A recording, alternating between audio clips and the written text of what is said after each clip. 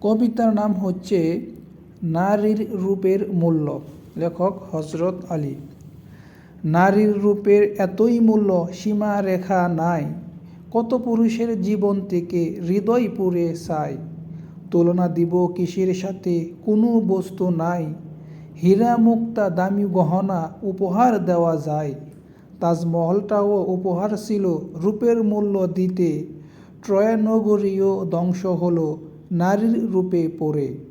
দাসী থেকে হুররাম হলো রূপের হাত ধরে, কত নারী সুলতানা হলো অন্দরমহল থেকে। নারীর রূপের ঝলকে যেমন আলোকিত হয় মহল, সেই রূপের হাসিতে যেন কত পুরুষ যে পাগল।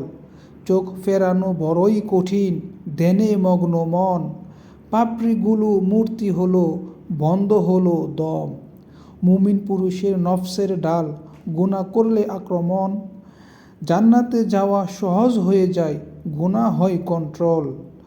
রূপের আশায় কত পুরুষ কেরিয়ার গড়তে চায়, কষ্ট করে বহু বছর সবাই কি আর পায়।